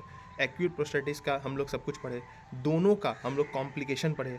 कॉम्प्लिकेशन पढ़ने के बाद हम लोग उसका डायग्नोस्टिक अप्रोच देखे कि मेरे पास अगर कोई पेशेंट आएगा और हम सस्पेक्ट कर रहे हैं कि उसको BPH है, कि उसको प्रोस्टेटिस है, तो हम लोग कैसे प्रोसीड करेंगे। ठीक है, फिर उसके बाद हम लोग उसका मेडिकल मैनेजमेंट और सर्जिकल मैनेजमेंट जो है वो पढ़े। मेडिकल मैनेजमेंट में याद रखना 3 क्वेश्चन, एल्फुजोसिन कब देते हैं, नैफ्टोबिडीन कब देते हैं, एंड सीलाडोसिन कब देते हैं। ये हम लोग तीनों बताएं कि यंग पेशेंट में क्या देंगे, एल्डर पेशेंट में क्या देंगे, अगर कोई पेशेंट मेरे पास आ रहा है BPH का केस लेके विथ ओवर एक्टिव ब्लेडर, तो हम लोग उसमें क्या देंगे। ठीक है ना, तो ये सब चीज़ तुमको याद रखना है, एल्फुजोसिन, सीलाडोसिन एंड नैफ्टोबिडीन, बहुत इंपॉर्टेंट टर्म है ये। ठीक है, फिर उसके बाद फिनास्टेराइड जो है वो हम लोग क्यों देते हैं ज़्यादा, डूटास्टेरॉइड क्यों नहीं देते ये, जबकि डूटास्टेरॉइड तो ज़्यादा एफिकेसियस होता है एज कम्पेयर टू द फिनास्टेरॉइड, ये सब हम लोग जाने। फिर उसका सर्जिकल ट्रीटमेंट पे आया, जिसमें हम लोग प्रोस्टेट आर्टरी मोबिलाइजेशन के बारे में पढ़े, transurethral dissection of prostate, transurethral incision of prostate, transurethral induced laser prostatectomy के बारे में हम लोग पढ़े, हॉल्मियम लेजर्स के बारे में पढ़े। ठीक है ना, रोबोटिक सिंपल प्रोस्टेक्टॉमी के बारे में पढ़े। तो ये सब हम लोग किसके बारे में पढ़े, BPH के बारे में और प्रोस्टेटिस के बारे में पढ़े। ठीक है ना, अच्छा टैमसुलोसिन हम लोग कितना देते हैं, 400 माइक्रोग्राम पर डे पर ओरली देते हैं, और फिनास्टेराइड एसीटेट कितना देते हैं, 5 mg डेली हम लोग देते हैं फॉर द 6 मंथ, क्योंकि 6 मंथ पे ही हम लोग को उसका सबसे मैक्सिमम इफेक्ट मिलता है। अच्छा ये बुक में नहीं दिया हुआ है, हम तुमको बताते हैं। जैसे कि मान लो ट्रांसयूरेथ्रल डिसेक्शन ऑफ प्रोस्टेट हम लोग करवाएंगे, ठीक है, तो उसके बाद हम लोग कर दिया ऑपरेशन। अब हम लोग क्या एडवाइस करेंगे पेशेंट को, हम लोग बोलेंगे कि 2 सप्ताह तक ड्राइव नहीं करना है। ठीक है ना, 2 सप्ताह तक सेक्स नहीं करना है। ठीक है, हम लोग बोलेंगे कि हो सकता है कि 2 सप्ताह तक आपको इनकॉन्टिनेंस हो। इनकॉन्टिनेंस का मतलब जैसे TURP का 3 मोस्ट कॉमन कॉम्प्लिकेशन क्या होता है, रेट्रोग्रेड इजैकुलेशन, इनकॉन्टिनेंस का मतलब loss of control of urination, और तीसरा क्या होता है, ब्लेडर नेक स्कार। हो सकता है कि हम लोग सर्जरी जो किए उसमें जो स्कार है वो ब्लेडर नेक पे ही बन जाए, जिसकी वजह से ब्लेडर नेक कॉन्ट्रैक्चर हो जाए। ठीक है, तो ये तुम्हारा 3 कॉम्प्लिकेशन जो है वो तुम्हारा होता है। ठीक है। तो हम लोग क्या बोलेंगे, 2 सप्ताह तक आपको ड्राइव नहीं करना है, 2 सप्ताह तक सेक्स नहीं करना है, 2 सप्ताह तक हो सकता है इनकॉन्टिनेंस हो, धीरे-धीरे ठीक हो जाएगा। अगर सर्जरी के बाद मान लो ब्लीडिंग हो रहा है या तो पेन हो रहा है, तो हम लोग को डॉक्टर को कंसल्ट करना होता है, ठीक है। ये हम तुमको बताए थे। तो यहाँ से बीपीएच एंड प्रोस्टेटिस जो है वो खत्म हो गया, ठीक है। एक्यूट क्रॉनिक प्रोस्टेटिस कब कैसे डायग्नोस करते हैं, कौन सा पेशेंट क्या लेकर के आएगा, सब कुछ तुम इससे अब कर सकते हो, ठीक है। Steps of procedures of robotic simple prostatectomy भी बता दिया। अब आता है प्रोस्टेट कैंसर। देखो प्रोस्टेट कैंसर को समझना बहुत ज़्यादा इंपॉर्टेंट है, ठीक है। प्रोस्टेट कैंसर जनरली कहाँ से राइज करता है, पेरिफेरल जोन से, peripheral zone of the prostate. तो हम लोग ऐसा क्यों बोलते हैं कि ऑब्स्ट्रक्टिव एलयूटीएस का जो सिम्टम है, जितना बताए थे तुमको, hesitancy, intermittency, straining to void, terminal dribbling, prolonged voiding time, sensation of incomplete emptying, ये सब obstructive lower urinary tract symptoms है। इसका अगर अर्ली ऑनसेट हो रहा है ना तो बीपीएच होगा, लेकिन अगर लेट ऑनसेट हो रहा है तो इसका मतलब हो सकता है प्रोस्टेट कैंसर की वजह से हो रहा है। क्यों लेट ऑनसेट हो रहा है, देखो समझो। मान लो ये ब्लेडर है, ठीक है, यहाँ से यूरेथ्रा आया, ये प्रोस्टेट है। अब प्रोस्टेट ये एंटीरियर हो गया, ये पोस्टीरियर हो गया, ठीक है। अब ये प्रोस्टेट के इस पोजीशन पे, इस पोजीशन को हम लोग पेरिफेरल जोन बोलते हैं। इस पेरिफेरल जोन के भी पोस्टेरोलैटरल सरफेस पे तुम्हारा मोस्ट कॉमन लोकेशन होता है कैंसर का। तो बताओ उसको कितने एडवांस्ड स्टेज में जाना होगा जिससे वो यूरेथ्रा का कंप्रेशन कराए। मतलब यूरेथ्रा यहाँ है और कैंसर यहाँ हो रहा है, लेकिन यूरेथ्रा यहाँ है और बीपीएच यहाँ हो रहा है, तो बीपीएच की वजह से जल्दी ऑब्स्ट्रक्टिव एलयूटीएस का सिम्टम आएगा as compare to the cancer. इसीलिए 80% ऑफ द प्रोस्टेट कैंसर का पेशेंट जो होता है वो एसिम्टोमेटिक होता है, और इसका डायग्नोस्टिक अप्रोच थोड़ा समझना डिफिकल्ट है, लेकिन हम तुमको सब बताएंगे कि मल्टी पैरामीट्रिक एमआरआई कब करते हैं, बहुत सारा क्लिनिशियन क्यों नहीं उसको करवाता है। पहले तुम प्रोस्टेट कैंसर समझ लो, ठीक है ना। तो मोस्ट कॉमन लोकेशन क्या होता है, posterolateral surface of the peripheral zone, ठीक है ना, ये मोस्ट कॉमन लोकेशन हुआ। अब ये होता क्यों है, होता इसलिए है क्योंकि प्रोस्टेट ल्यूमिनल सेल्स में का मल्टीप्लिकेशन हो जाता है, उसका तुम्हारा जल्दी जल्दी वो सेल ग्रोथ करने लगता है। क्यों, क्योंकि टेस्टोस्टेरोन डाइहाइड्रोटेस्टोस्टेरोन में कन्वर्ट हो गया, डाइहाइड्रोटेस्टोस्टेरोन एंड्रोजन रिसेप्टर्स के साथ बाइंड किया और वो तुम्हारा जाकर के प्रोस्टेट ल्यूमिनल सेल्स का सेल ग्रोथ करवा दिया, ठीक है। ये हम लोग समझ गए। सेम वही ACTH रिलीज हुआ, हाँ ACTH रिलीज हुआ, ACTH से DHE आया, DHE तुम्हारा एक वीक टेस्टोस्टेरोन है, वो भी डाइहाइड्रोटेस्टोस्टेरोन में कन्वर्ट हुआ, एंड्रोजन टेस्टोस्टेरोन रिसेप्टर कॉम्प्लेक्स बनाया, प्रोस्टेट ल्यूमिनल सेल्स का ग्रोथ करवा दिया, सेल ग्रोथ हो गया, उसकी वजह से तुम्हारा कैंसर हो गया। तो कैंसर का रिस्क फैक्टर क्या होता है, रिस्क फैक्टर जानना बहुत जरूरी है, क्योंकि हम लोग पेशेंट्स का जब हिस्ट्री लेंगे तो उसमें रिस्क फैक्टर के बारे में पढ़ेंगे ना, रिस्क फैक्टर के बारे में पूछेंगे, पता कैसे चलेगा क्या पूछना है, ठीक है। तो प्रोस्टेट कैंसर का सबसे इंपॉर्टेंट रिस्क फैक्टर क्या होता है कि फैमिली हिस्ट्री उसमें पॉजिटिव देखने को मिलता है। पहला, फैमिली हिस्ट्री पॉजिटिव देखने को मिलता है। अफ्रीकन अमेरिकन में एंड्रोजन का लेवल बहुत ज़्यादा होता है, तो उसके केस में कॉमनली होता है। Male more than 50 years of age में तुमको कॉमनली देखने को मिलता है। जो फैटी डाइट ज़्यादा लेता है उसमें ज़्यादा देखने को मिलता है। BRCA mutation and BRCA 1 and 2 mutation में ज़्यादा देखने को हो सकता है उसकी वजह से। कोलोरेक्टल कैंसर के बारे में जब पढ़ेंगे ना तो उसमें लिंच सिंड्रोम आता है, वो लिंच सिंड्रोम की वजह से भी तुम्हारा प्रोस्टेट कैंसर होने का चांसेस रहता है, ठीक है। नाउ प्रोस्टेट कैंसर का रिस्क फैक्टर हो गया। अब इसका कॉम्प्लिकेशन क्या होता है, एक बार कैंसर हो गया कॉम्प्लिकेशन क्या होगा, कॉम्प्लिकेशन समझना बहुत इंपॉर्टेंट है। देखो यूरिनरी ट्रैक्ट ऑब्स्ट्रक्शन तुम्हारे इसकी वजह से हो सकता है, मतलब कि एडवांस्ड स्टेज में जाकर के ऑब्स्ट्रक्टिव एलयूटीएस का सिम्टम्स आएगा because of the bladder distension, urine retention and post voidal residual urine का केस आएगा, ठीक ना, बहुत ही लेटर स्टेज में ये हो सकता है। हाइड्रोनेफ्रोसिस हो सकता है, पोस्ट इनल एक्यूट किडनी इंजरी हो सकता है, जिसकी वजह से बन का लेवल बढ़ेगा, क्रिएटिनिन का लेवल बढ़ेगा, यूरिन आउटपुट कम होगा, just like in case of BPH. लेकिन इसमें एक केस देखने को मिलता है, यूरेथ्रा का रप्चर हो जाता है, जिसकी वजह से आफ्टर यूरिनेशन तुमको ब्लीडिंग देखने को मिलता है, मतलब हीमेटूरिया, जिसको टर्मिनल हीमेटूरिया बोलते हैं। तो हम लोग क्या करवाते हैं इसमें, यूरिन एनालिसिस करवाएंगे विथ माइक्रोस्कोपी, ठीक ना। तो इसमें हम लोग को आरबीसी मिलेगा, क्या आरबीसी कास्ट मिलेगा, नहीं। क्या हम लोग को प्रोटीन यूरिया मिलेगा, नहीं। क्या यूरिन एनालिसिस फॉर इन्फेक्शन जो हम लोग करवाएं वो पॉजिटिव होगा, नहीं। तो पहला क्या हो गया, टर्मिनल हीमेटूरिया। दूसरा क्या हो गया, हम लोग को ऑब्स्ट्रक्टिव एलयूटीएस का सिम्टम देखने को मिलेगा because of bladder outlet obstruction और द यूरिनरी ट्रैक्ट ऑब्स्ट्रक्शन। तीसरा नंबर में क्या होता है, ये मेटास्टैटिक भी हो सकता है, मेटास्टेसाइज कर सकता है, सिस्टमिक सर्कुलेशन में जाएगा, वहाँ से वर्टिब्रा में चले जाएगा, वर्टिब्रा से या तो फिर पेल्विक बोन में चले जाएगा तुम्हारा। जब ये वर्टिब्रा में या तो पेल्विक बोन में जाता है तो ये ओस्टियोब्लास्टिक लीजन करवाता है। ओस्टियोब्लास्टिक का मतलब बोन तोड़ेगा। अब बोन को तोड़ेगा तो एक बात बताओ कि उसमें क्या होगा, बोन टूट रहा है तो इसका मतलब कैल्शियम का लेवल जो है वो बढ़ रहा है, तो हाइपर कैल्सीमिया हो गया, अल्कलाइन फॉस्फेटेज का लेवल बढ़ेगा, ठीक है। तो स्पाइनल कॉर्ड जो होता है वो बीच में रहता है, it is surrounded by the vertebral column, ठीक है, it is surrounded by what, vertebral column, ठीक है। अब या तो उसमें पैथोलॉजिकल फ्रैक्चर हो जाएगा क्योंकि कैल्शियम कम हो रहा है, ऑस्टियोपोरोसिस हो रहा है, तो पैथोलॉजिकल फ्रैक्चर हो जाएगा, या तो एक्स्ट्रा ड्यूरल ट्यूमर बन जाएगा। इस दोनों के वजह से ही स्पाइनल कॉर्ड का कंप्रेशन हो जाता है। अब एनाटॉमी में हम लोग पढ़े थे कि स्पाइनल कॉर्ड का कंप्रेशन होता है, मोस्ट कॉमन सिंड्रोम क्या देखने को मिलता है, कॉर्डा इक्विना सिंड्रोम। मान लो मेरे पास जो पेशेंट आएगा उसको क्या होगा, कॉर्डा इक्विना सिंड्रोम का सिम्टम्स आएगा, जैसे कि बायलेटरल लोअर एक्सट्रीमिटीज़ का वीकनेस होगा, ठीक है ना, सेडल एनेस्थेशिया होगा। सेडल एनेस्थेशिया का मतलब नर्व रूट जो S2 और S4 से एराइज कर रहे हैं ना, उसमें मतलब उसमें लॉस ऑफ सेंसेशन हो जाएगा। मतलब मेरा कहाँ पे लॉस ऑफ सेंसेशन होगा? Loss of sensation of the perianal region, sexual dysfunction हो जाएगा, इरेक्टाइल डिस्फंक्शन हो जाएगा, ठीक है, यूरिनरी चेंजेस देखने को मिलेगा, ठीक है। तो हम बताएंगे कि आगे पेशेंट जो है वो क्या क्या लेकर के आएगा, कब हम लोग को सस्पेक्ट करना है प्रोस्टेट कैंसर, मतलब कब सस्पेक्ट, जैसे यही बताओ कब सस्पेक्ट हम लोग करेंगे प्रोस्टेट कैंसर, कि पेशेंट को सीवियर बैक बोन पेन हो रहा है, पेल्विक पेन हो रहा है तुम्हारा उसको, ठीक है ना, या तो बहुत एडवांस्ड स्टेज का केस है तो ऑब्स्ट्रक्टिव एल्यूटीएस का सिम्टम्स लेकर के आ सकता है, ठीक है ना, पेन हो सकता है उसको, तो हम लोग बोलेंगे कि प्रोस्टेट कैंसर का केस हो सकता है। आगे डायग्नोस्टिक अप्रोच में पढ़ेंगे कि कैसे कैसे अप्रोच करेंगे हम लोग पेशेंट को। फिर क्या हो सकता है कि बहुत ही लेस चांसेस होता है कि ये पेल्विक लिम्फ नोड का भी ऑब्स्ट्रक्शन करवा दे, तो उसके वजह से क्या होगा, लिम्फ फ्लो अच्छा नहीं होगा तो लिम्फोडीमा हो जाएगा।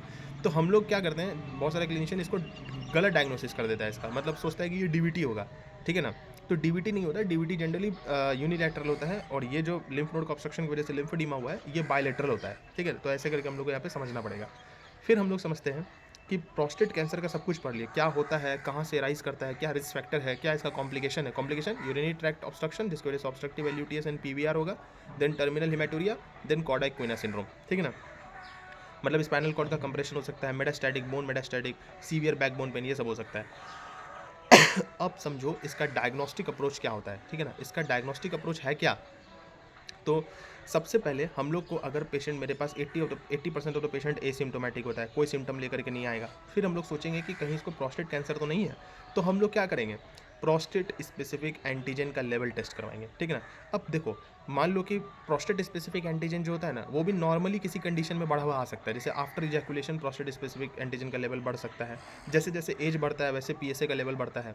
तो डिफरेंट एज ग्रुप के लिए पीएसए का जो रिस्क वाला फैक्टर है वो डिफरेंट हो सकता है, इसीलिए हम लोग बोलते हैं कि if the prostate specific antigen value is abnormal in more than 50 years of age with at least 10 years of life expectancy, तो वो एवरेज रिस्क पेशेंट है। But if the PSA level is abnormal in 40 to 45 years of age with proper positive family history, तो वो high risk disease का patient है, ठीक है ना। तो हम लोग क्या करेंगे, पहले प्रोस्टेट स्पेसिफिक एंटीजन का लेवल देखेंगे, if it is more than और इट इज सस्पिशियस, मतलब ये रेंज में आ रहा है 4 to 10 नैनोग्राम पर ml के रेंज में आ रहा है, तो हो सकता है कि नॉर्मली भी कभी कभी बढ़ा हुआ रहे, ठीक है। तो हम लोग क्या करेंगे, वापस से 6 सप्ताह 6 वीक के बाद हम लोग वापस से इसका टेस्ट करेंगे। अगर वापस से इसका लेवल बढ़ा हुआ आ रहा है तो हम लोग MPMRI करवाएंगे। अब बताते हैं MPMRI क्या होता है, multi parametric magnetic resonance imaging, ठीक है, MPMRI हम लोग उसको बोलते हैं। अब MPMRI में क्या होता है, T2 वेटेड इमेजिंग होता है। क्या होता है उसमें, T2 वेटेड इमेजिंग, ठीक है ना। नाउ T2 वेटेड इमेजिंग को हम लोग क्यों करते हैं, एनाटॉमी एंड जोनल डिटेल्स को आइडेंटिफाई करने के लिए, जिससे हम लोग प्रॉपर जगह से उसका बायोप्सी कर सके। तो ये मोस्टली क्या होता है, एसिम्टोमेटिक पेशेंट पे हम लोग MPMRI करवाते हैं। अब यहीं पे रुक जाओ, सिम्टोमेटिक पेशेंट का समझो। अगर कोई पेशेंट प्रोस्टेट कैंसर का रेड फ्लैग सिम्टम्स लेकर के आ रहा है, मान लो उसको टर्मिनल हिमेटूरिया है, ऑब्स्ट्रक्टिव एल्यूटीएस लाइक सिम्टम्स है, सीवियर बैक बोन पेन है उसको, ठीक है, कॉर्डा-इक्विना सिंड्रोम का सिम्टम्स लेकर के आ रहा है, तो ये रेड फ्लैग सिम्टम्स हो गया। तो हम लोग इसमें क्या कराएंगे, प्रोस्टेट स्पेसिफिक एंटीजन का लेवल हम लोग यहाँ पे चेक करवाएंगे, साथ में डिजिटल रेक्टल एग्जामिनेशन हम लोग करेंगे, ठीक है।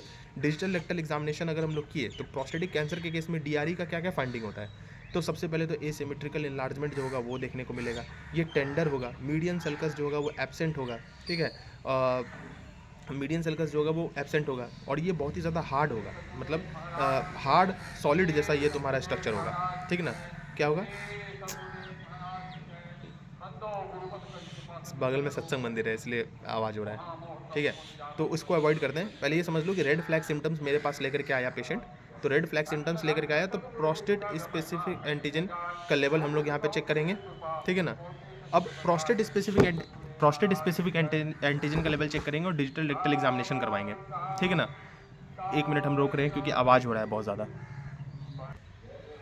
तो हाँ, हम लोग कहाँ पे थे, डायग्नोस्टिक अप्रोच पे थे, ठीक है ना। देखो इतना आवाज़ तो आएगा ही भाई, अब सत्संग का टाइम हो गया, ठीक है। तो हम लोग क्या कर रहे थे, डायग्नोस्टिक अप्रोच पे थे, ठीक है। तो हम लोग क्या करवाएंगे भाई, जो प्रोस्टेट कैंसर है उसमें एसिम्टोमेटिक था, तो हम लोग क्या बोले कि एसिम्टोमेटिक पेशेंट था, तो हम लोग पहले प्रोस्टेट कैंसर के लिए प्रोस्टेट स्पेसिफिक एंटीजन टेस्ट करवाएंगे। फिर मान लो एक बार बढ़ा हुआ मिला तो 6 वीक के बाद वापस से हम लोग उसका टेस्ट करवाएंगे, ठीक है। अगर फिर भी हमको सस्पिशियस लगा तो हम लोग MPMRI करवाएंगे। फिर यहीं पे हम लोग एसिम्टोमेटिक पेशेंट के लिए रुक गए। अब सिम्टोमेटिक पेशेंट का देखते हैं कि रेड फ्लैग सिम्टम्स मेरे पास पेशेंट लेकर के आया, मान लो उसको टर्मिनल हिमेटूरिया है, ठीक है, मान लो उसको ऑब्स्ट्रक्टिव एल्यूटीएस का सिम्टम्स तुम्हारा आ रहा है, उसको सीवियर बैकबोन पेन है, एज मोर देन 50 ईयर्स और 60 ईयर्स का एज है, ठीक है। तो ये सारा अगर रेड फ्लैग सिम्टम्स है तो हम लोग उसका प्रोस्टेट स्पेसिफिक एंटीजन टेस्ट कराएंगे with DRE, that is the digital rectal examination. और डिजिटल रेक्टल एग्जामिनेशन फाइंडिंग हम तुमको बता चुके थे कि हार्ड होता है, टेंडर होता है, मीडियन सल्कस जो होता है वो एब्सेंट होता है, ठीक है, एसिमेट्रिकली इनलार्ज्ड होता है एंड नॉट मोबाइल होता है, क्योंकि इन एडवांस्ड स्टेजेस प्रोस्टेट कैंसर जो होता है वो रेक्टल वॉल से फिक्स हो जाता है, इसीलिए हम लोग क्या बोलते हैं कि वो नॉन मोबाइल होता है, ठीक है। तो हम लोग एक बार प्रोस्टेट स्पेसिफिक एंटीजन करवा दिए, DRE करवा दिए। अब हमको केस सस्पिशियस लगा तो हम लोग मल्टी पैरामेट्रिक MRI करवाएंगे। देखो बहुत सारे क्लिनिशियन MP MRI नहीं करवाता है। MP MRI में T2 वेटेड इमेजिंग होता है। क्या होता है T2 weighted imaging? T2 weighted imaging जो है ये क्या करता है, जोनल और एनाटॉमिकल डिटेल्स के लिए हम लोग करवाते हैं। क्यों? क्योंकि हमको एग्जैक्ट पोजीशन पता चल जाएगा कि हमको बायोप्सी जो है वो कहाँ से करना है, इसलिए हम लोग MP MRI करवाते हैं। अब MP MRI हम लोग कर लिए, उसके बाद हम पिराट्स देखते हैं, that is the prostate imaging reporting and data system. If जैसे बिराट्स होता था ब्रेस्ट के केस में, prostate imaging reporting and data system if more than and equal to 4 तो वो हाईली सस्पिशियस होगा। तो हम लोग क्या करेंगे, ट्रांसरेक्टल अल्ट्रासाउंड विथ बायोप्सी। अब हम लोग बायोप्सी जो है वो हम लोग करते हैं ना, तो हम लोग टोटल 12 सैंपल लेते हैं बायोप्सी में। कितना सैंपल लेंगे? 12 सैंपल। अब ये जो 12 सैंपल हम लोग ले रहे हैं, तो MP MRI से हम लोग को पता चला कि कहाँ हम लोग इसका सैंपल कहाँ से लेना है। तो इसका मतलब अगर फॉल्स नेगेटिव टेस्ट आ रहा है या तो ओवर डायग्नोसिस हो रहा है, तो उसको रूल आउट करने के लिए हम लोग MP MRI कराते हैं, लेकिन बहुत सारा क्लिनिशियन नहीं करता, ठीक है। तो 12 सैंपल हम लोग लिए। इस 12 सैंपल में हम लोग 2 तरह का पैटर्न देखेंगे, प्राइमरी पैटर्न मतलब most predominant and secondary pattern मतलब सेकेंड मोस्ट प्रीडोमिनेंट। अब उसके हिसाब से, उस पैटर्न के हिसाब से हम लोग उसको ग्रेड 3, ग्रेड 4, ग्रेड 5 स्कोर देंगे। ग्रेड 3 का मतलब क्या होता है, वेल फॉर्म्ड ग्लैंड्स, ठीक है ना, वो ग्रेड 3 में है, लेस एग्रेसिव। ग्रेड 4 का मतलब क्या हुआ, पुअरली फॉर्म्ड ग्लैंड्स है, मतलब कि एग्रेसिव है लेकिन मॉडरेट एग्रेसिव है। फिर उसके बाद ग्रेड 5 का मतलब सीवियर केस है, हाईली एग्रेसिव है, इसका मतलब no gland formation, solid seeds जैसा पैटर्न तुमको उसमें देखने को मिलेगा। इसी प्राइमरी पैटर्न और सेकेंडरी पैटर्न को जोड़ दे तो क्या बनेगा, तुम्हारा स्कोर आएगा। तो मिनिमम स्कोर कितना हो सकता है, क्योंकि हम लोग ग्रेड 3, ग्रेड 4, ग्रेड 5 दे रहे थे, तो ग्रेड 3 प्लस ग्रेड 3 6 हो सकता है, और maximum score grade 5 plus grade 5 10। तो 6, 7, 8, 9, 10 ये स्कोर को ही हम लोग ग्लिसन स्कोर बोलते हैं, ग्लिसन स्कोर, ठीक है।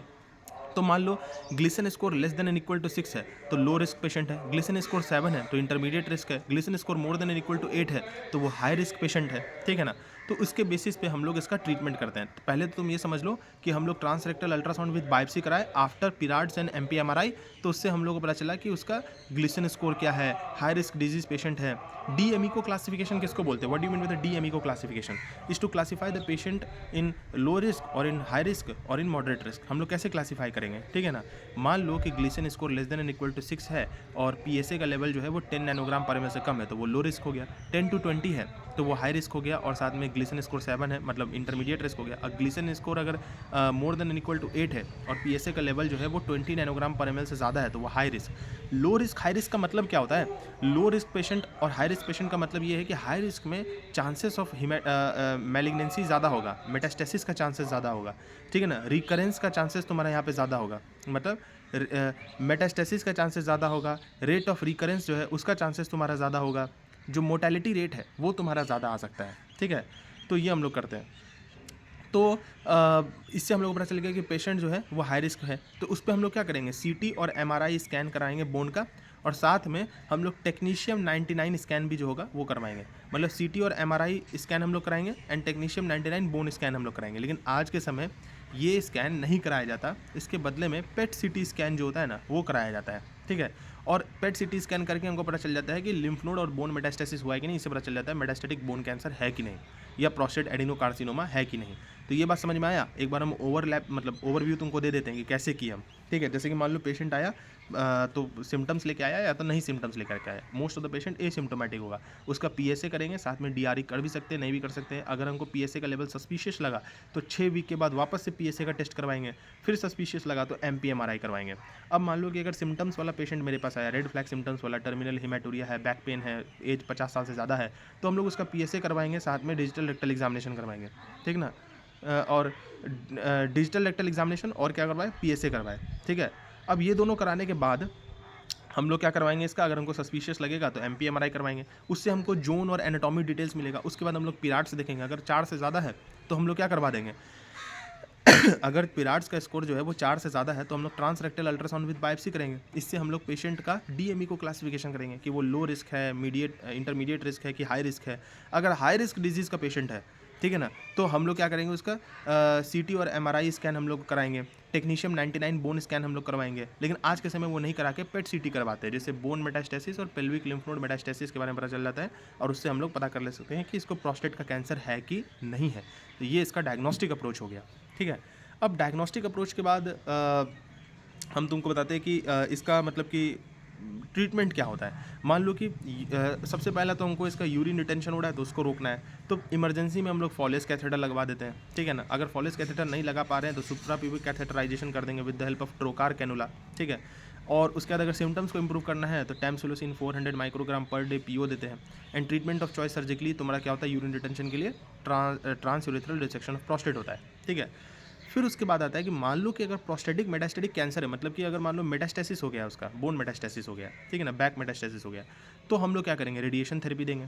अगर मान लो स्पाइनल कॉर्ड कंप्रेशन है तो आईवी डेक्सामिथाजोन देंगे, रेडिएशन थेरेपी देंगे, सर्जिकल डिकम्प्रेशन हम लोग उसका करवाएंगे। ठीक है ना, ये सब हम लोग कराते हैं। अगर कोई पेशेंट जो है उसको तुम्हारा मेटास्टेटिक कैंसर है, ठीक है, और वो एंड्रोजन डेप्रिवेशन थेरेपी में है।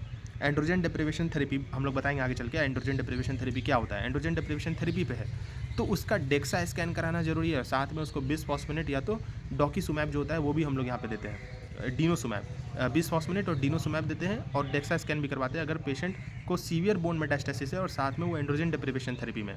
तो एंड्रोजन डेप्रिवेशन थेरेपी क्यों देते हैं, हम लोग पैथोफिजियोलॉजी में पढ़े थे कि जितना भी इटियोपैथोजेनेसिस हो रहा है वो जीएनआरएच की वजह से हो रहा है और एंड्रोजन रिसेप्टर्स की वजह से हो रहा है। जीएनआरएच रिलीज नहीं होता तो एलएच नहीं बनता, एलएच नहीं बनता तो टेस्टोस्टेरोन नहीं बनता, टेस्टोस्टेरोन नहीं बनता तो डायहाइड्रोटेस्टोस्टेरोन नहीं बनता, डायहाइड्रोटेस्टोस्टेरोन नहीं बनता तो डायहाइड्रोटेस्टोस्टेरोन एंड्रोजन रिसेप्टर कॉम्प्लेक्स नहीं बनता, उससे सेल ग्रोथ नहीं होता। तो कहीं ना कहीं जो रूट कॉज है वो जीएनआरएच है। तो हम लोग जीएनआरएच एगोनिस्ट दे सकते हैं, एंटागोनिस्ट भी दे सकते हैं। अब बोलेगा एगोनिस्ट क्यों दे रहा है भाई, वो तो सेम प्रोसीजर, सेम प्रोसेस को इन्हेंस कर देगा। अरे तो एक जगह पे अगर कुछ बनेगा ज़्यादा तो वो निगेटिव फीडबैक भी तो देगा हाइपोथैलेमस को।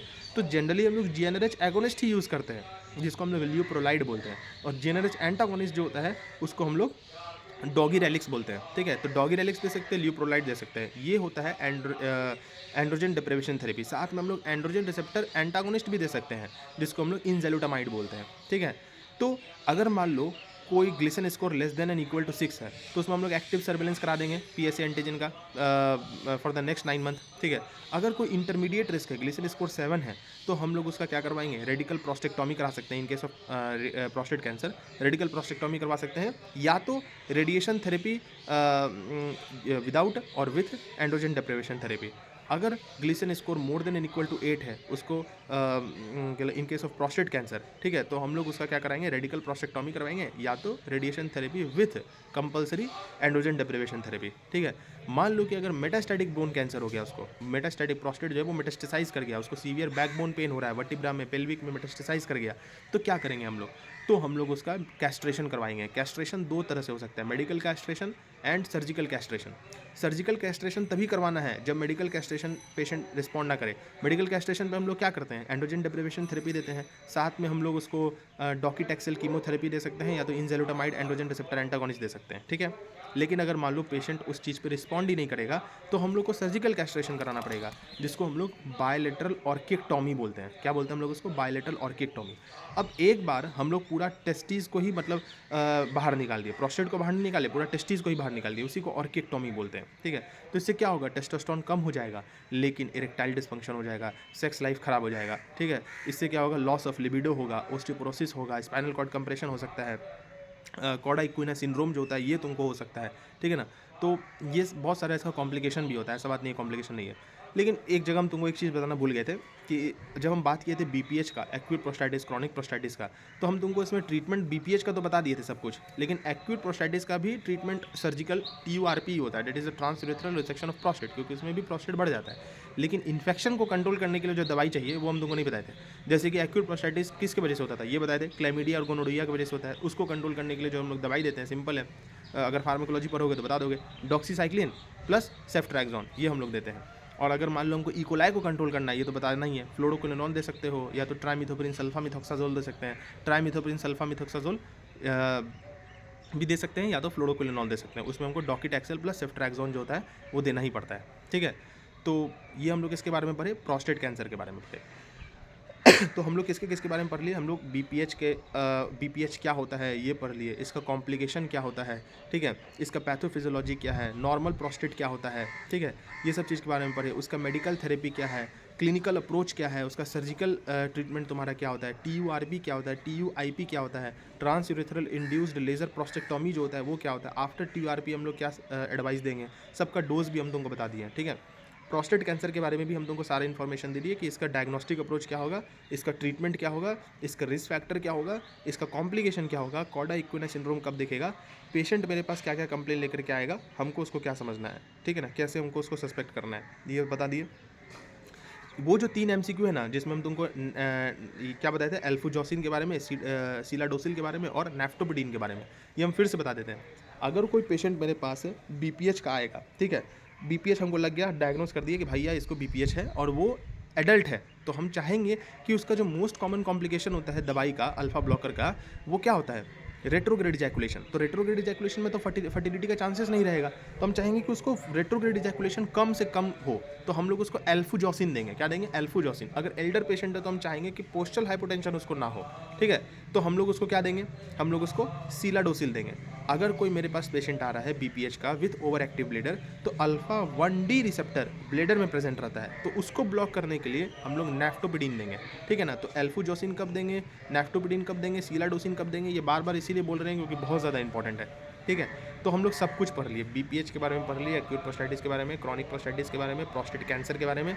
पढ़े कुछ नहीं है, ये डिस्कशन है, मतलब this is a complete discussion video to enhance your visualization and understanding.